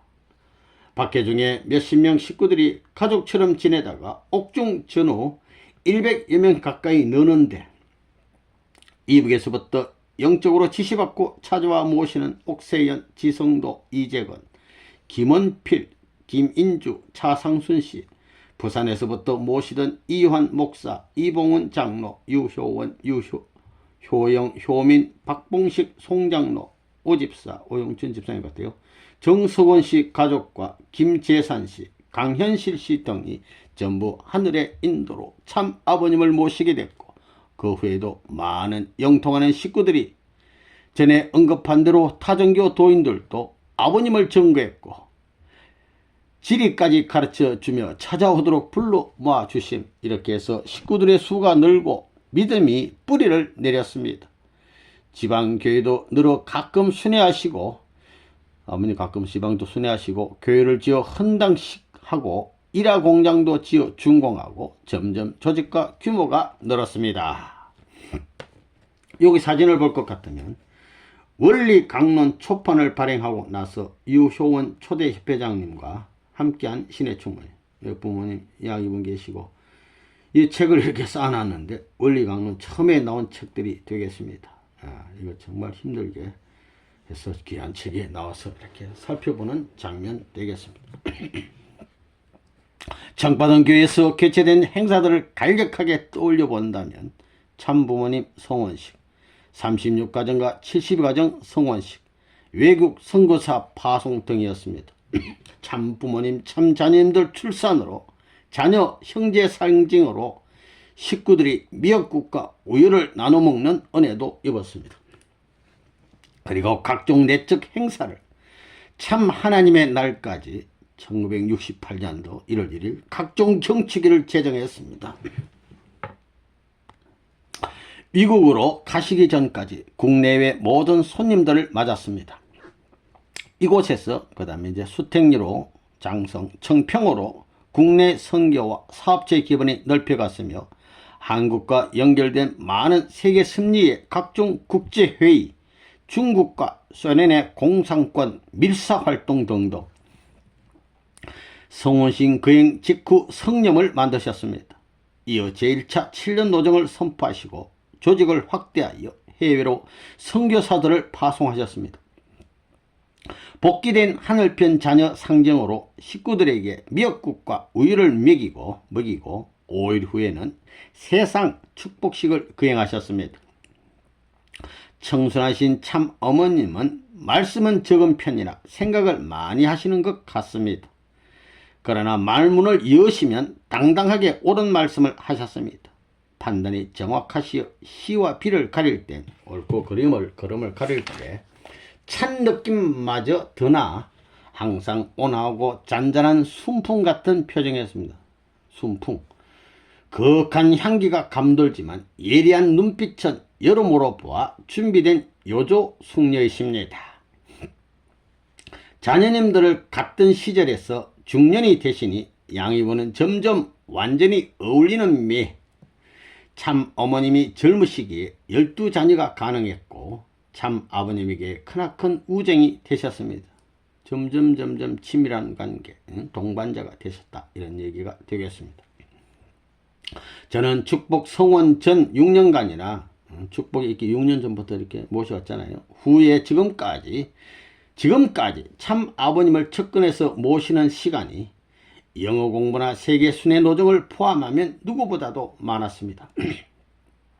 모시고 여쭤보면 대답해 주셨습니다. 우리 아버님 툭툭 대답해줘. 그 외에 참 아버님의 표정이나 움직임에서 지나치는 말씀에서 썩 지나치는 말씀 속에도 심오한 진리가 있어. 심각하게 말씀을 주시고 다짐하시는 말씀에서 혹은 대화 속에서 많은 것을 배웠습니다. 참 아버님을 만난 지 얼마 안 되어 득담을 해 주셨습니다. 원복이 이름 좋다. 웬 복이냐?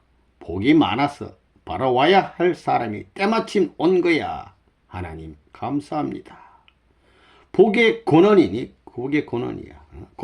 무사람에게 나누어 주고도 넉넉하겠구만 라고 이렇게 축복의 말씀을 주셨습니다. 참 부모님 성원실 관하여 남녀노소 학벌 처지 조건이 어떻든 특히 여성들은 참 아버님의 중심 상대로 계시를 받습니다. 10대부터 80대까지 정성 들인 사람 전부 다 신부가 된다는 계시를 받아. 그러므로 질투들로 복잡했을 것이나 전혀 상상 못했던 곳에서 상상 못했던 연령과 조건으로 나타나신 참 어머님이라 경악 속에 꼭 잠잠하니 하늘이 역사했습니다. 1960년 참부모님의 성혼식이었으니 좁은 집이나마 힘껏 성스럽고 아름답게 꾸미고 일식 종이문들을 다 떼어서 하나로 만들어 신랑 신부가 입장할 거리가 그리 짧지 않게 보이게 하였습니다. 식장을 또 멋있게 꾸미고 하나님의 한해이 풀리는 날, 하늘과 땅이 합치는 성혼의 날, 종족행적으로 참 아버님의 빛나는 서기가 어린 용안과 성체의 넘넘한 풍채, 참 어머님의 정순하고 눈부신 아름다움이 참 아버님의 주체미를 반영시킨 거울이 되어 한 상 위에 절묘의 유운의 아름다움이 서려 있었습니다. 충분히만 표현할 수 있는 이런 참 글을 표현했습니다.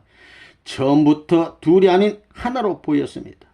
부엌쪽에서 시작해서 성혼 행진곡이 하늘에서 울리는 음악으로 들렸으니 칠보마다 발을 모아 목 굽혀 절하시고 칠보에 이렇게 걸어오셔서 하늘 앞에 절하시고 단을 향하여 오셔서는 깊이 절하시고 묵도하시고 그 후 단상에 서신 모습은 하늘이 주례하시는 것을 보여주는 듯 했습니다. 기쁜 기도와 간구와 맹세를 아울러 하시고 나서 예물 교환 반지죠. 그 후에 참 아버님의 입술을 통하여 하나님의 음성이 성혼의 영원한 맺음을 선언하시니 타락과 관계없는 자리에서 아담 혀의 축복이 이러하였으리라는 생각이 들었습니다. 나는 들러리로서 하늘 주체되시는 영원한 사랑의 품에, 참 아버님 품에 참 어머님을 안겨드리는 영적인 자세를 잃지 않았습니다. 끝을 고하는 폐식 선언은 영원한 행복을 향한 출발의 선언으로 들렸습니다. 이날 성님도 만드시고 상에 고였던 상 위에다가 올려 쌓아놓았던 진설한 기념품도 받았습니다. 이듬해 그 다음 해 1961년에는 36가정을, 62년에는 72가정, 그리고 63년도에는 120가정을 축복하셨습니다. 36가정 축복 당시에는 부모에게도 청첩장 없이 오려거든 흰 예복을 입어야 입장시킨다고 되어 있었습니다. 흰 예복 못 입으면 입장 못해. 먼저 이 사진을 볼 것 같으면 아주 귀한 사진인데요. 참 부모님께서 성혼식을 마치고 과동하는 시간 되겠습니다. 뭐 일어나셔서 어머님이 무슨 노래 하시는지 모르겠지만 아버님도 웃으시고, 아버님도 이렇게 아주 새 신랑 옷을 입으신 모습이고 또 새 신부 옷을 입은 어머니 모습 되겠습니다. 이렇게 귀한 참 예물을 진설하시고 이렇게 하동에 하시는 시간 되겠습니다. 누구 자식인데 마음대로 짝지어주면서 보러 오지도 못하게 하는 거냐, 그는 무엇이냐, 부모들이 막 난리쳐. 교회 밖 골목에서 난리를 벌이던 일은 너무나 유명한 이야기입니다. 70년대에 연두표도 주셨고 저게 주셨고 부모의 날, 자녀의 날, 만물의 날 하나님을 제정하셨습니다. 65년에는 세계 49개 120개 성지를 책정, 우리 충무님 아버님 모시고 가면서 생고생하시고 드디어 사체에 걸친 세계 순회 노정과 개별 국가 방문 등으로 교회 조직도 확대하셨으며 외국에 선교사도 보내셨습니다. 이렇게 세계적인 기반을 굳혀 나가시다가 70년대에는 드디어 미국에 정착하시어 집중적으로 하늘이 원하시는 미국에서의 세계적인 역사를 펴 나가셨습니다. 입국이 쉽지 않았고 세계 주요 국가 식구들을 부르시어 영주권을 만들기까지 곡절도 많았으나 오늘 세계적인 일들을 각 분야에 걸쳐 하시고 계시며 소련과 중공까지도 이미 문을 열고 들어가게 되었다는 것은 주지의 사실입니다. 선교사들을 미국, 일본, 독일에서 1인씩 편대하여 이렇게 차출해서 모아가지고 편성해서 137개국에 보내시는 일은 놀라운 일이었고 그 나라를 위하여 살고 죽으려는 각오로 나아가 순교당한 식구까지 있으니 참 아버님 그러신 그럼 잊을 수 없는 한 가지 얘기가 있습니다. 1965년 세계 성지를 정하러 떠나시던 날 참 어머님은 인지님을 임신 중, 그래서 나만이 참 아버님을 모시고 떠남 하늘은 반드시 보여주시고 행하신다는 말씀을 실감한 순간이었습니다. 성경의 양면 예언으로 인하여 상징적인 것을 그대로 믿어 주님이 오실 때 번개가 동에서 서로 번쩍이는 가운데 구름 타고 강림하신다고 믿고 있는 더욱이 기독교 대표국가 미국 사람들에게 상징적으로 보여주신 역사입니다. 한국을 떠난 미국행 비행기 여행은 지구를 완전히 떠나 구름 위를 나르는 것 안에서 참 아버님을 창가에 모시고 옆에 앉아 밖을 내다보는데 얼마 안 있어 지리적으로는 수천 마일일 수도 하늘이 갑자기 캄캄해지면서 번개가 동에서 우리 가는 방향으로 번쩍번쩍 마치 불꽃놀이처럼 아름답게 번쩍이더니 번개가 막 번쩍거려 이윽고 날이 기어 내렸다 보는 것은 태평양 바다 위에 어쩌면 빛깔도 찬란한 무지개가 반원형이 아니라 뜻밖에도 원형으로 지상을 떠났으니 지구 반쪽이 가리지 않은 상태 바다 딱 가운데 떠 있지 않는가. 실로 황홀한 아름다움이요. 자세히 보니 그 한복판에 우리 비행기 그림자가 실려 있는 것입니다. 나는 갑자기 기독교국 미국 땅에 구름 타고 강림하시는 주님을 상징적으로 보여주시는 것이로구나. 온몸이 짜릿 하는 감동에 사로잡혀 경건한 마음으로 기도하였습니다. 할렐루야. 그 다음 영광의 참 어머니. 다음은 참 어머니에 대한 이야기와 자녀분들에 대한 얘기를 하고 내 간증을 마치기로 하겠습니다. 참 어머님의 단발머리 주일학교 시절에도 구 본부교에서 살고 있었기 때문에 가끔씩 보았는데 왠지 눈에 띄고 그 청순한 모습과 영롱한 눈이 잊히지 않는 분이라고요. 홍순의 여사가 참 아버님의 식사를 받들 때 왕래하는 것을 보고 몇 번 말을 건네보았지만 미소 지을 뿐 별로 말이 없는 어딘지 이지적이고 찬 것 같으면서도 다정해 보이는 인상. 참 어머님을 택하게 된 얘기는 상당히 길지만 우리 아버님께서 어머님을 간택한 얘기는 상당히 길지만 아담 히아의 타락 전 연령인 것이 제일 조건이요. 좀 어려야 돼.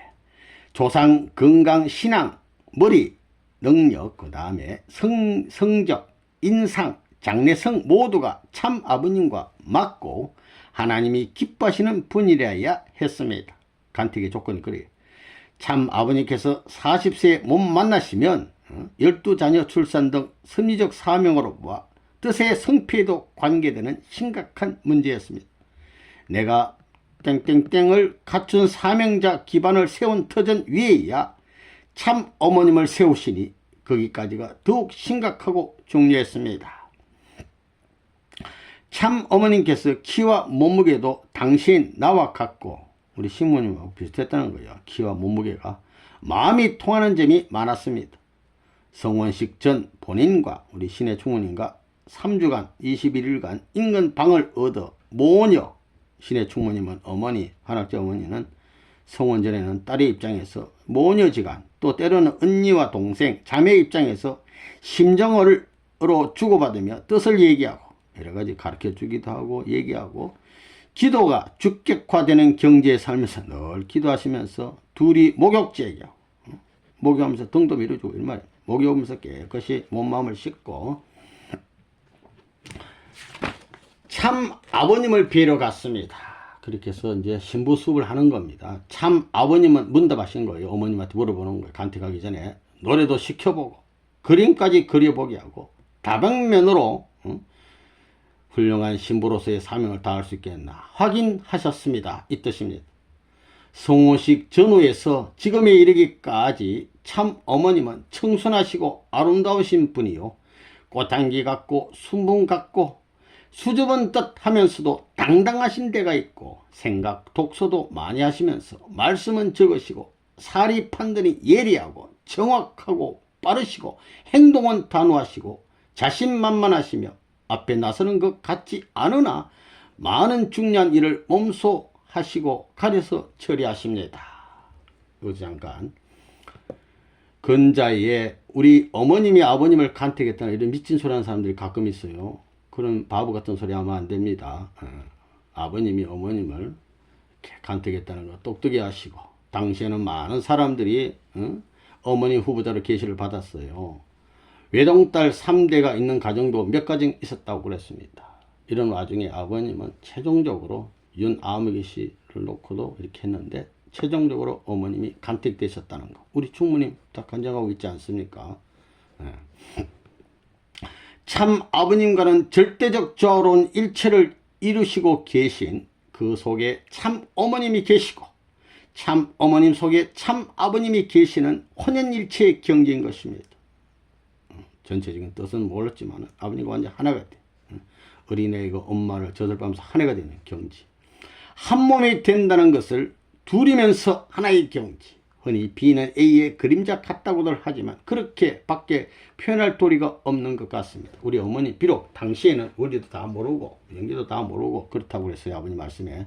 그렇지만은 아버님과 절대적으로 하나 됐다는 절대로 믿고 복종하고 하나 되는 경지. 참 어머님과 모녀 자매처럼 지내던 기가 있었잖아요. 성원전에. 집에서 나오기까지 선지적 기반을 다지는 청산한 어려움, 남편과 참 어려움을 겪으시고 대모님은 배를 빌려 나왔을 뿐 나와 모녀 자매의 심리적 뜻뒤에 협조할 것을 손들고 맹세. 우리 대모님은 본인이 낳은 딸이지만은 신의 충문연필 인계인수하면서 이제 어머니로서 잘 지도해 달라고 손들고 맹세했다 하지 않습니까? 태양의 위치에 따라 승리의 행방에 따라 그림자는 앞에 서기도 하고 옆으로 가거나 뒤로 물러서거나 혹은 아주 밑에 깔려버릴 때도 있습니다. 참 어머님은 결코 당신의 존재를 참 아버님을 제쳐놓고 개인으로서 나타내시기보다 참 아버님의 여성성상 혹은 다른 한 면 부분 자격으로 일하고라 할까. 우리 어머님은 모든 비바람을 아버님이 막아주셨기 때문에 언제나 아버님 뒤에 따라오셨다고 그랬어요. 그림자가 그분의 반영체이듯이 참 어머님은 별로 자신을 드러내지 않으면서도 때로는 앞에 서서 살며시 오히려 그분을 인도하시고 때로는 앞으로 가서 부축하거나 후원, 지주가 되시면서 때로는 뒤로 물러서 살며시 밀어들여 참 아버님만이 전진하시는 것처럼 돋보이게 하고 어떤 때는 아주 아래 깔려서 살며시 받쳐 올리면서 참 아버님만이 우뚝 솟아 보이도록 하시는 것입니다. 성원 이후에 쭉 되어진 일들을 말씀하시는 것입니다. 모시는 식구들은 물론 방문하는 간부들이나 기타 식구들에게까지 세심하고 자상하게 염려하시고 혹은 척 보아 아시고서 필요한 것을 있는 대로 주시거나 사주시거나 혹은 돈을 주시는 등 따뜻한 마음과 손길은 진실로 참 어머님의 면모였습니다. 이 사진을 보면 1960년입니다. 바로 그때 성원 당시가 되겠지요. 참 어머님과 신의 충모님의 모습 되겠습니다. 아담과 해와의 타락전 연령, 선, 그양을 들어 선하신 가정, 선 가족 애기 낳고 평풍 속에 성스러운 사명, 세계 두루 다니며 어려운 일을 참 아버님과 하나님이 다 해 놓으시면 이루는 대로 영광만 받으면 된다. 참 어머님께 말씀하시던 참 아버님이셨습니다. 그러니까 세계를 두루 다니며 어려운 일은 참 아버님과 하나님이 다 해 놓으시면 우리 어머님은 뒤따라오시면서 영광만 받으면 된다. 이런 말씀을 참 어머님께 늘 아버님이 말씀하셨다고 합니다. 우리 아버님 말씀해 보시면 어머님은 금식이나 전도 이 어려움을 시키지 않았다고 그랬었어요. 왜냐하면 애기도 많이 낳으시고 아버님 절대 믿고 따라가면 되니까. 밝아오는 새아침, 참 자녀님들 출산 시 애기님도 이제 많이 낳으셨잖아요. 집에서나 병원에서나 참 어머님은 참 아버님은 참 어머님 머리 쪽에, 나는 반대 맞은편 쪽에 있었으니 고소리, 그냥 애기가 나오면서 막 엄마도 힘들고 애기도 엥 하고 나오잖아요. 엥 하고 고소리를 내면서 세상에 나올 때 제일 먼저 아기님들을 보았습니다. 참 어머님께서 애기님들을 출산할 때 아버님 머리맡에 딱 앉아서 기도해 주시고, 신의 충모님은 애기 나오는 그 바로 밑에 반대편에 딱 앉아서 애기 나오는 거 처음으로 제일 먼저 보신 분이에요. 참 물론 산파도 있죠. 참 자녀님들을 생각하면 저절로 웃음이 나고 그 뒤에 밝아오는 새아침 같은 것을 항상 느낍니다. 우리 참 자녀님들 한 분 한 분 임신할 때마다 수많은 우리 선배님들이 다 몽시받고 정성들이고 다 그렇게 해왔었어요. 모두 참 어머님, 참 아버님과 참 어머님을 닮았는데 하나같이 각기 다른 특징을 갖고 있는 것을 어떻게 표현했으면 좋을런지. 두 분을 닮아서 체질적으로 건강한 것은 물론이고 머리 좋고 용감하고 지혜롭고 관찰과 판단이 정확 신속하고 감수성이 예민하고 진취적이며 호기심이 이만저만이 아닌 점이나 무엇이든지 철저하게 스스로 경험하고야 만족하는 것, 인정 많고 정적이면서 정력가요, 자극적이고 모험적인 것 등 무수한 것을 들 수 있으나 한마디로 참부모님의 기질을 고루고루 닮은 소재입니다. 바탕이 참부모님을 닮았어. 조각에 비교한다면 그 중에 한 가지 특징이 12자녀가 각기 다른 모양으로 음각되고 양각되어 있다고 할 수 있겠습니다. 특히 모두가 하나님에 대한 신앙이 철두철미합니다. 참부모님에 대한 참부모로서 공적으로 모시는 태도, 개인적으로 엄마 아빠지만 공적으로 또 모시고 사랑과 모심이 지극하고 형제들이 상하를 가리는 존경과 사랑으로 한 덩어리로 어우러지고 조화롭게 질서 있게 서로 돕고자 하는 모습은 눈물 나도록 아름답습니다. 이게요. 참부모님 가족을 모시고 사진이 있는데 우리 아버님 또 양쪽에 애기 손잡고 예진님이 또 큰 누나 되시고 또 이렇게 어머님도 이렇게 선글라스 딱 끼고 뒤에 충분히 또 이렇게 자녀분들하고 이렇게 마당을 이렇게 좋은 데를 거니시는 모습 되겠습니다. 이분들의 세대가 목전에 있음을 보면서 중심 후계자를 세우면 아름답게 따르면서 순종하고 협조하여 참 아버님과 참 어머님 시대보다 더 훌륭하게 뜻을 이뤄나갈 것을 믿어 의심치 않습니다. 우리는 정말 참 자녀들 잘 모셔야 되는데 못 모셨어. 지식 하나를 올바르게 기른다는 것은 자식 하나를 올바르게 기른다는 것은 실로 재창조의 어려움 같을진데 첫째, 사랑과 시간과 정력과 물질적인 것을 한없이 투입하면서 온갖 정성을 기울여도 모자랄 것인데 참부모님께서는 새벽부터 와서 기다리는 협회 간부들과 종일토록 지내십니다. 각 기관의 업무를 보고받고 지시하고 평가, 꾸중, 격려하시고 새 계획이나 사명을 하는 등 특히 분부하실 일에 대한 계획서와 예산을 통과시키는 어려운 일을 처리하십니다. 그들과 더불어 식탁에 앉아 아침에 시작하면 점심때가 넘도록 하십니다. 다음에 바꿔 앉아 세 사람들이 점심에서 저녁까지 다시 바뀐 식구들이 저녁에서 밤중까지 계속 성을 쌓듯이 참부모님을 둘러앉아 있으니 종일 모시고 있으면서 여러 해를 보아도 여러 해 동안 참 애기님들에게 돌아갈 시간은 없다시피 한 것을 알 수 있습니다. 참 아버님께서는 장난감이나 선물을 주시며 축복가정 애기들을 대신하여 주는 것이니 그들을 생각하고 같이 노는 기분으로 감사히 받아 놓을 것을 잊지 않고 당부하십니다. 타락세계의 인간들을 구하러 왔으면서도 오히려 그들에게 핍박을 받으시고 그러면서도 그들의 죄의 멍에를 풀어주고자 탕감의 짐을 몸소 지고 가시는 참부모님이시요 식구들을 위하여 더욱 애절하신 사랑을 부어 길러오신 시간과 정열 모든 것을 우리들에게 모든 식구들에게 직접 손이 미치지 못하시니 간부들을 통해서 간부들을 사랑해 주시는 것을 위해서 대신해 주는 거예요. 몽땅 기울여 주시고 자녀들에게 줄 것조차 없이 다 뺏기십니다. 우리들 전체를 위하시는 일인들 그 얼마나 크고 엄청나고 많은가. 하루에 아침 인사 다녀오겠습니다. 아버지 다녀왔습니다. 답으로 키스해 주시는 것뿐 막내나 한번 안아보시고 거의 기계적으로 차례차례 오는 대로 하나씩 순식간에 이루어지는 아쉬운 짧은 만남이요. 저녁에는 안녕히 주무십시오 라와 같은 일이 간단히 이루어집니다. 애기들 얼굴도 별로 쳐다보는 많은 바쁘신 것이 보통입니다. 가끔 보면서 가슴이 저리고 눈물이 납니다.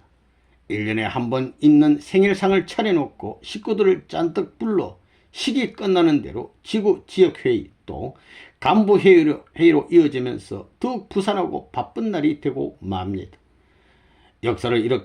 이렇듯 역사를 뜯어 고치고 만들어 가시는 참 부모님의 자녀입니다. 섭리 역사의 중심 가정으로 이상 가정의 표본으로 가장 사적으로도 행복스러워 하실 성가족, 아까는 선가족인데 성가족 3대 고루 갖춘 행복의 조건을 향유하시는 대신 밀어놓으시고 아직도 남은 큰일을 하십니다. 대신해 주기를 바랄 수 없는 일이기에 오늘도 진도에 서셔서 우리 아버님 많이 아시니까 실수가 없어. 칠순노고를 채찍질하고 계신 모습 앞에 오직 황공하고 송구로울 뿐입니다. 아기님들을 우리가 책임지고 기도로 받들고 보호하면서 무엇보다도 참부모님의 건강과 만수무강을 위하여 뜻이 앞당겨 이루어지고 지상에서 영광 받으시고 참 자녀님들과 더불어 이상과 행복을 노래하며 사시는 세월이 모쪼록 영광 속에 길이길이 영혼과 연결되기를 기도해야 합니다. 참 부모님은 하나님을 배반하고 떠난 고아와 같은 타락 인간들을 찾으시기 위하여 당신의 자녀들을 고아처럼 버려두실 수밖에 없었습니다. 애기님들은 참 부모님이 항상 다니시기 때문에 식구에게 맡겨 살 수밖에 없으니 그분들 눈에 누구도 존경스럽지 않습니다. 최선으로 보살피는 셈이지만 주관할 수 없으니 참 사랑으로 참 부모님께 받은 사랑을 식구들이 몇 배로 참 자녀분들에게 돌려드려야겠는데 그들이 사탄들에게 노정되어 있습니다. 드러나 있단 말이에요. 우리가 걷고 있는 것은 참 부모님이 이미 걸어오신 광야 40년. 오랜 식구도 대부분 아직 역주 못한다. 마저음 힘을 다하여 철저한 믿음으로 참 부모님 양이분께서 그러신 조건 위에 생명을 걸고 희생, 각오 내닫으면 단축될 수 있으니 정신 차려야 할 때입니다. 바라보는 요단강 턱까지 온 우리가 요단강 건너 천국 가나안 땅, 천국 상징 가나안 땅, 요단강 턱까지 온 우리가 여기서 쓰러지면 억울합니다. 여호수아 갈렙 같은 후세의 믿음으로 천국문을 열자. 그들을 따라 들어가자. 준비되지 않은 자는 여지없이 제거될 것이다. 대오각성하자. 모든 식구들의 정성을 모아 기원 축원하면서 그 다음 송구함이라는 제목입니다. 신의 충모님이 1976년경에 쓰신 원고입니다. 참 자녀님은 정말로 굉장합니다. 자녀님은 12분, 그리고 성진님을 더하고 돌아가신 분도 더하면 14분, 15분이 되지만 많아요. 이제 참 아버님께서 지난번에 말씀하셨습니다. 참 아버님의 성가족은 3대, 손자님에 이르기까지 지금 39명입니다. 그때 임신 중이었던 누군가가 즉시 아이를 낳을 거니까 참 아버님의 가족은 벌써 40명이 됩니다. 그러한 성가족입니다. 게다가 참 아버님의 직계 자녀님들을 생각해 보면 성진님도 합하여 어쨌든 예진님으로부터 해도 12분이지요. 12명의 자녀분들이 참 아버님, 참 어머님의 좋은 것을 전부 받고 있습니다. 두 분의 좋은 것을 모두 다 소질에 받고 있는 것입니다. 그것이 대리석의 조각에 비유하면 그 조각이 대리석이라고 하는 소질이지만 그것이 어떤 이상적인 형태로 조각되어서 깎아지고 있습니다. 그 소질이 참 아버님, 참 어머님의 좋은 곳을 전부 12분이 받고 있는 것입니다. 그러나 예진님도 효진님도 다르고 어떤 특징을 가지고 계시지요.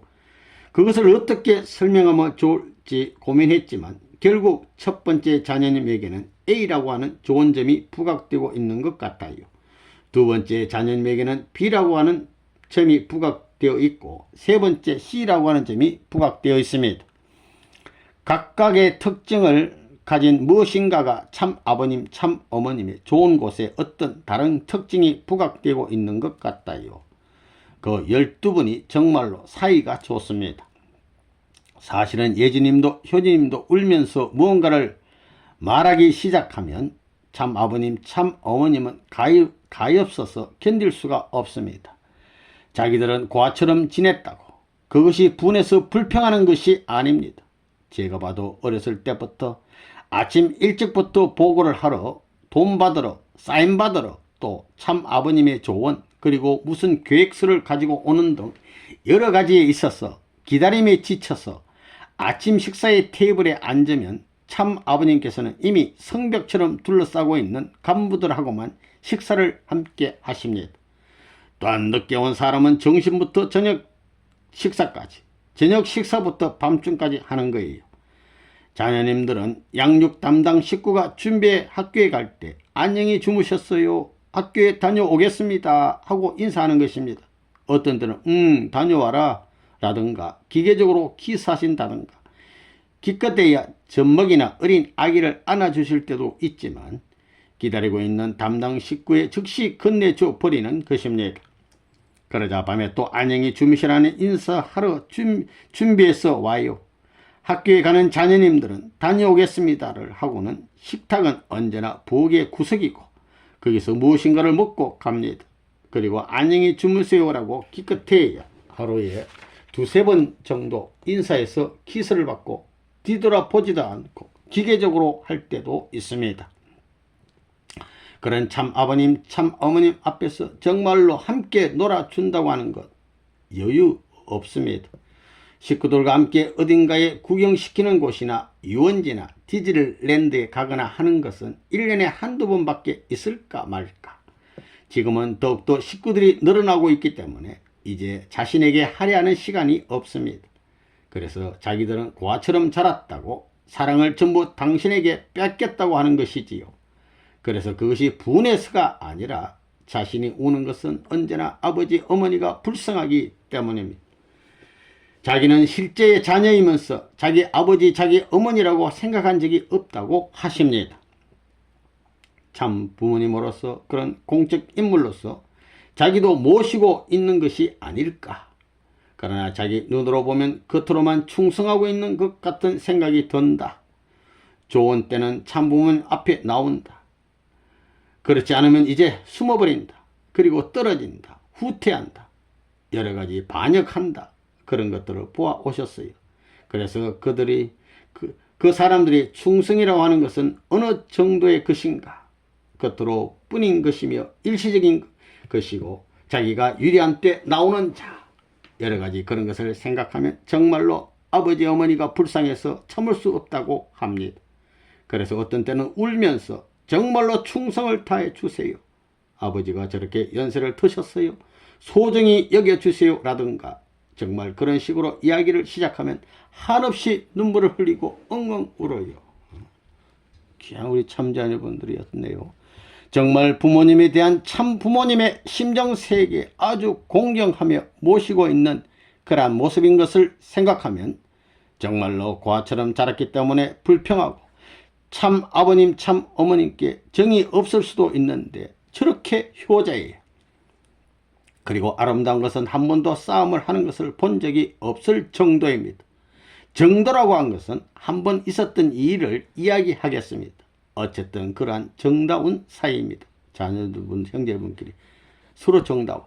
보안을 담당하는 사람들도 밤늦게 지키고 있는데 그럴 때는 형제님 같으면 저의 옆방이었지만 밤중에 화장실 가는 중이었던 것 같아요. 잠이 깨어 문을 열면서 바람이 윙윙 불고 있는데도 이렇게 해서 얼굴을 내밀고 아무기를 불러서 춥지 않아요. 빨리 들어가서 몸을 따뜻하게 하고 나오세요 라고 하는 그런 자녀님이었습니다. 우리 귀하신 형제님. 그리고 저녁에 지나가는 길에 그 사람들과 함께 울타리를 돌면서 자기는 참 아버님께 위험한 일이 있고 나쁜 사람이 들어오면 자기가 앞장서서 싸우겠다고 하셨어요. 참 아버님이 위험하면 자기가 대신 죽겠다고 언제나 그렇게 말하고 있었던 형제님이었습니다. 만고효자 우리 형제님.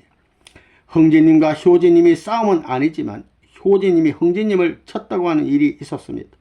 그것이 뭐냐 하면 처음에 미국에 와서 영어를 한마디도 할 수 없지만 학교에 가면 문 아무개 아들이라고 해서 괴롭힘을 당하고 뒤에서 험담을 듣고 손가락질을 받고 표정으로 알지만 정말로 터무니없는 대우를 받고 분해서 참을 수 없는데 참 아버님께서 싸움을 해서는 안 된다고 이런 일이 있을 것이니까 미리 그러한 예비 지식을 주고 그런 것이 있었기 때문에 정말 분해서 참을 수 없는 것을 참아버님처럼 태연하게 웃는 얼굴로 잘 해내고 돌아오면 가방을 던지고 자기 방에서 큰 소리로 울고 있었습니다. 학교에 가서는 참 무시당하고 가방을 탁 던지고는 어린 자녀님보다 그것을 알고 있는 효진님이었으니까 그나마 효진님은 또 형님이니까 그때였습니다. 어떤 그런 경험을 한 날 학교에서 참 친구들 앞에 무시당하고 가방을 던지기 전에 자기 방의 문을 억지로 눌렀기 때문에 열리지 않았어요. 그래 주먹으로 막 굉장한 힘이 탁 치니까 주먹이 들어가 버렸어요. 그래서 문이 깨졌습니다. 그것을 당기려면 피가 흘러내릴 정도인데 형제님이 동정심이 깊기 때문에 형님 왜 그래 그렇게 하지 말아요 화내지 말아요 라고 하니까 그것도 들리지 않을 정도로 무언가 말해 오니까 자꾸 어쩌고 저쩌고 하니까 이 녀석이라고 한 거예요. 그래서 반사적으로 맞고 큰 소리로 울고 있으니까 효진님이 좀 무의식적으로 한데 또 동생 형제님을 친 것 같아요. 참 아버님이 놀라서 나오셔서 보고는 효진님에게 맞았다고 생각하고 참 아버님은 듣지도 않고 효진님을 끌고 가시는 거예요. 효진님이 질질 끌려가니까 죽을 것 같은 목소리로 형제님이 따라가면서 아버지 아니에요. 형님은 내가 기었기 때문에 나를 사랑하기 때문에 이렇게 했어요 라고 했습니다. 그 어린 나이에도 형님을 사랑하시는 마음. 그때 4, 5세의 어린 형제님이었던 것 같고 효진님은 2, 3학년이었던 것 같습니다. 말을 그다지 잘할 수 없는 때인데도 자기 표현으로 말했습니다. 사랑하기 때문에 믿고 있기 때문에 한 것이라며 용서해 주세요. 치지 말아 주세요라고 너무 울면서 매달리니까 참 아버님은 그만하고 이제 싸우지 말라고 말씀하시다가 아버님 어쩔 수 없어. 형제님 하도 막 이렇게 하니까. 그러한 참 자녀님들이 참 아버님 참 어머님의 소재를 전부 받아서 그런 특징이 각자에게 부각되고 있는 그런 분들이 서로 사랑하고 도우면서 일체가 되어 일하는 것 자체가 굉장하다고 생각합니다. 어떤 때는 참 아버님이 정말로 몇백 년을 살아주시지 않으면 참 자녀님이 언제 성장하여 참 아버님의 뒤를 이어받고 참 아버님처럼 훌륭하게 되어준다고 해도 어떨 것인가 하는 생각과 불안하게 생각되거나 어쩐지 무서운 것 같은 생각이 들었어요. 그러나 매우 믿음직하고 연사라는 것도 참 아버님보다 현대적 감각입니다. 러시아인이 많이 미국에 와 있을 때 곧바로 올라와서 내추럴 기프트를 전성적으로 가진 이런 소재를 가지고 있는 거예요. 말솜씨도 있고 유머도 있고 춤을 출 수도 있고 노래와 기타를 치면서 정말로 웃으며 노래하면서 즐겁고 이것은 사탄의 짓이 아닌 정말로 하나님의 자녀로서의 내용을 살리면서 세계를 복귀 나가고자 하십니다. 결의를 다 했느냐고 하면서 바로 춤추시고 노래하기 시작하시고 분위기를 완전히 스스로 조정하고 계십니다. 그런 분들이기 때문에 정말로 참 아버님도 믿음직하게 생각하고 계시는 것 같습니다. 그러나 참 아버님이 살아계실 때 이제 이것으로 됐다고 해서 뒤에 물러나고 안식하면서 그 이상적 가정생활, 천국 생활을 즐기시는 세월이 하루라도 길어야 되는데 지금까지 고생해 오셨고 참 아버님이 살아계시는 동안 여행을 한다면 그야말로 복귀된 각국을 돈다고 해도 몇십 년이나 걸립니다. 100세, 200세 살아계신다 해도 짧지만 정말로 참 아버님, 참 어머님의 만수무강을 기원해야 합니다. 우리 아버님 최하 100세, 200세까지 사셔야 되는 분이었다는 걸 알아야 되는 겁니다. 뭐 93세 돌아간 거 그 절대 예정 아니에요. 참 어머님을 생각하면 정말로 가슴이 아픕니다. 참 아버님이 새벽 1시에 들어가신다고 해도 텔레비전을 보거나 책을 보거나 명상에 열중하시고 그 후에 베드, 침대에 오신다고 하니까요.